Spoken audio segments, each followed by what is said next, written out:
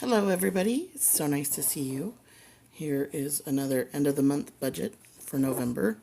I was paid 3 times this month. I've done a budget. I do budgets every paycheck, not a budget once a month. So we're going to go ahead and look into that. And as you can see, busy month for November. But now it's gone and now we're in December. So welcome, December. How are you? Anyways, I'm going to get started, and if you like what you see, please click and subscribe. I go through budgets, I go through plan with me's. If you saw my last plan with me, it was kind of abysmal. Not plan with me, but unboxing, because I'm kind of new to the planner thing, and I'm kind of fangirling over some favorites. So that is a thing. Let's see. I think I'm going to be switching planners because this is the Happy Planner. These are the expander rings. They are big, bulky. They get things caught on them. I'm not quite sure that even though it offers me flexibility, that it's really what I want. So I have purchased something else, but that's in another video, and that will be in a haul momentarily. So we're going to get started on the budget. So I had originally forecasted that my budget was going to be $715.26 out of this one paycheck. What I actually was paid when my paycheck came out was $796.55, and that left me positive $81.29, which was wonderful. I pay into a household budget. I share a home with family, so I help pay the mortgage, I help pay for food, and I help pay for various utilities, but we kind of all wrap it up into what I pay as far as room and board, so it's all wrapped up into one. And because this month was a 3 paycheck period, we split what I pay into the pot by those 3 paychecks. So it's kind of nice to have like 2 months in the year when things are a little easier to kind of spread out, and you might need to splurge or do Christmas shopping like we've all had to do. I am still a late Christmas shopper, and I need to get on the bandwagon and get into doing it earlier in the year or throughout the year. So anyways, we're going to get into my numbers. These are just my numbers. Maybe if you are single or college aged, these might be numbers that work for you. I am on the lower side of an income. I do not make over $20,000 a year. I do work with children full time. I feel like it has been a calling and it has been a wonderful thing for me. But I do believe that this next year, who knows? There's a possibility that maybe something else happens. So we'll just get into it, okay? And forgive my nails, I need to redo them. All right, so my rent, and as you can tell, I already kind of like screwed up the number. My rent is $133 a month. And yes, I'm a pencil and paper kind of gal. I do use a calculator. It is on my phone, and my phone is being used for video right now, so that's not going to happen. I pay $100 right now for food every 2 weeks. I had to pay $0 on the internet because I had already made my payment. I put $46.50 for part of my phone payment, $0 for the Hulu, which left me this total of $280.50. So when I received my payment of $796.55, I immediately paid off this one and this one, which is why they're checked off, and I'm going to erase some of my numbers. So forgive me if the camera shakes, okay? And I'll tell you what I do with like phone and internet money.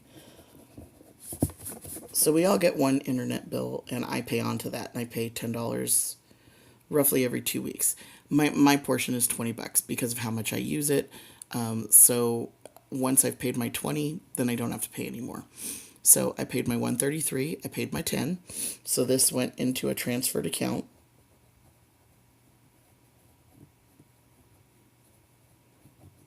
So that they receive the money. My phone payment goes into savings, and it sits there so I don't touch it. And then my total, I paid this much money. So then the next thing that I do is I use this area right here as kind of like my notes area. So I take my original sum of money, and then I subtract it by the $280.50, and then I get my next number of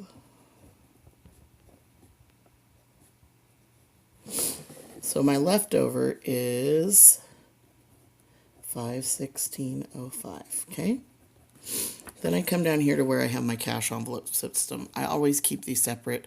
Cash envelopes, kind of sort of like sinking funds, is how I think of them. So into my cash envelopes, I then divide my money, and usually it's car and gas, something for crafts, or that I paint, I sew, and I do beading and make jewelry. So sometimes I sell those pieces. So sometimes I include some money, but because it's Christmas time, I didn't want to include any money into this for the moment. I also may end up starting to have, instead of a crafts, I might have crafts and then a sticker slash planner fund, because I'm finding that I am obsessed with planners and stickers that go into making your planner look aesthetically pleasing to yourself. So I chose to put $50 towards my car for gas, oil change, whatnot. Now, gas in my area has gone down drastically. So just literally a few weeks ago, we were probably paying close to $2.50, $2.70 for gas.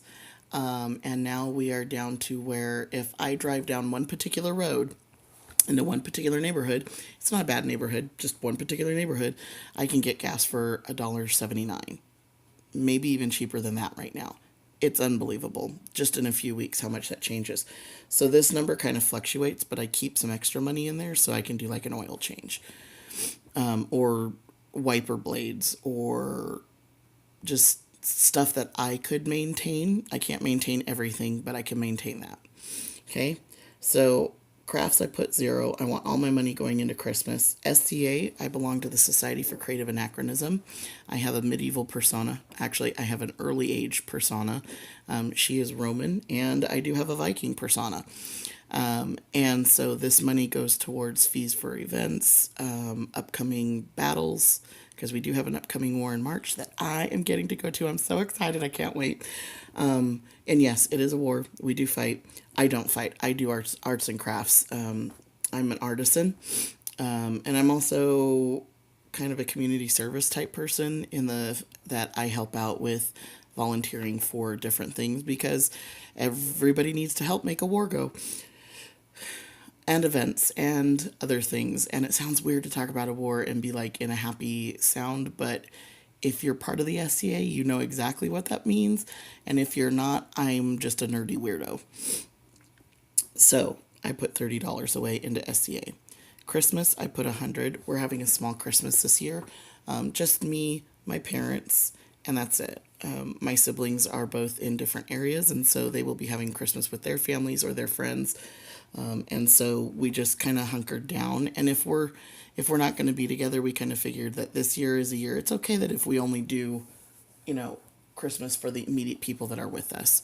So, and then into my emergency fund, I am putting $300. I have a goal in mind to have it fully funded at $1,000 by the end of December. So this is going into my emergency fund, and that's how I make that possible. So I take my numbers again. I do 516.05 minus 50.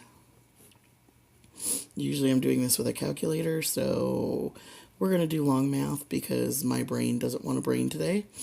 So that's kind of the way things happen from time to time. Minus 100. 50663 minus 300. 0660. Oh, so I have 66 left over. Okay. Oh, wait, excuse me. Minus 30. So I was right. 66.05. I got a little excited there. Minus 30 for the SCA.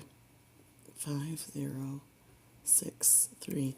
And then 36.05 I put into my personal, and that goes towards things like shampoo, lotion, body care,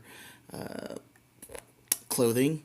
I don't buy clothes very often. I wear a uniform to work, so that's the way things go. So my numbers here add up with my numbers here, which gives me a big fat 0. And then these are my denominations that I ask for from the bank and put into my emergency envelopes. And then this is my little goal on the underneath side, is that I get my baby emergency fund started. And then once that has happened, I'm rolling it over and I'm starting, I think it's is it baby step 2 or it's baby step 3? I don't have any debt, so it's probably baby step 3, where you're trying to save 3 to 6 months emergency fund. And that's my concentration on this next year. I am hoping to have about 5, well, at this rate, it would be about a little over $6,000 into my savings account. So these are my notes that I make to myself about getting it started, and that I got this. It's been a little bit of a rough month, so, I know how it goes. We're all in it together. And then I put my page right here in the middle of my month. And now that it's, this usually stays because I like to project my income over the months. If you'll notice when I go into December, there's my Christmas possible wish list guide. In December, in the middle of my month, I have my projections for my first paycheck in December. I have my projections for my second paycheck in December, and right in the middle of my month. And then as these paychecks happen, I move them over here. I don't track my expenses, and I probably should. But I don't have very much, so I do a lot, but I don't do enough that I think a big expense tracker is needed. So that's also a thing. And then I take, when I finish these, like I've done with my November, let's go back. So I have my November, I'm done with this. This was my projection. I take it out of my calendar.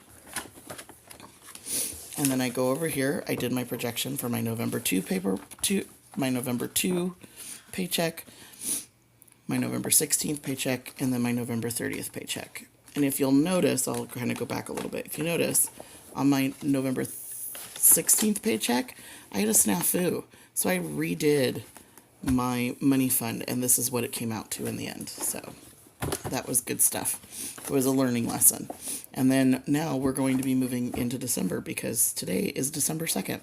So I have my lists here. I'm going to pull these out real quick so you can take a look at my month right now. It doesn't look like much because, hold on, let me see if I can flip this up a little bit. Yeah, this is my craft desk. Welcome to the mess. Welcome to the craft life, thug life. So these were my projections for who may be here for Christmas, and now I need to change these. That's why I always do things in pencil. So this is what I set up for my month. Yeah, and I bounced my date dots all around, and I'm not going to do that again, like ever again, because, oh my gosh, it's made my eyes crazy looking for my days. So, and then I mark my paydays, and then I mark things that are coming up because that I want to attend or want to do. So I did not make it to this event. I have had a really rough month, and emotionally and energetically wise, I am exhausted and trying to battle through some seasonal depression. So putting one foot in front of the other and breathing, that's what we do. So anyway, so here we go with all of our days across the thing. I have to erase that because it's not coming after all. She kind of squashed that turkey. I was going to buy her a particular planner for her because she has things that she needs to track for her household. And she went up and bought a planner without even talking to me, and now I got stuck. So I had to cancel it, and you know how that goes. Her birthday is this day, so I'm still working on her gift, which may be what I originally purchased for her Christmas present. I might be giving it to her for her birthday. I have an event at work on this day that I need to mark, so that's why that's there, and I'll write it down there. And I think that's honestly it. We come down here to the end of the month, and I have Christmas Eve off. I have Christmas Day off. I work on the 31st till 3, and then we're off on New Year's Day. And then I have my household, my SEA household, is having our own holiday party. And so I will be going to that and driving down. So, anywho's, that's basically it. I hope you guys enjoyed it. I'm putting my projections back. I may be adjusting my projections because I caught, I was able to adjust what time I came into work, what time I could leave from work, so that I could make up some of the hours that I was starting to miss. So this number is actually going to become a slightly higher number, because I'm almost back at my 40 hours a week. Y'all, it's no joke when you miss because you do what you do. And so at the end of the night, I'm a closer. I'm a teacher, and I'm the last teacher on duty. So I close out my classroom. And when I do that, if I have one child left in my classroom, I start closing out at like about 6:10. And our centers closed at 6:30. So by the time 6:30 arrives, I'm almost all closed down. I have sweeping left and chairs to put up. That's pretty much it. And once I've done that, I'm out of there by like 6:35, 6:40. I've been losing out on almost 5.5 hours every paycheck. And that's a big sum when you don't earn a whole lot. And so I had to figure out how to balance that. And so in the mornings, I just come in earlier in the mornings. So then I'm not as severely affected. So like this last pay period, I will have worked 39 hours and 42 minutes. So I also track my pay. Yes, I'm a little hyper focused on this. I have gotten to where I have had some trouble in the past with not being paid correctly. So I track my hourly numbers, and now I track my income. So these are my projections for next month. My birthday's coming up in January, so I'm hoping to set aside some money to be able to spend when I go down to Austin for my birthday. So there you go. That's it, folks. Hope you enjoyed this. Would love to see you back again. Leave a comment if you have any positive criticism as well. And if you like this, then please thumbs up and subscribe, and I'll see you again soon. Bye.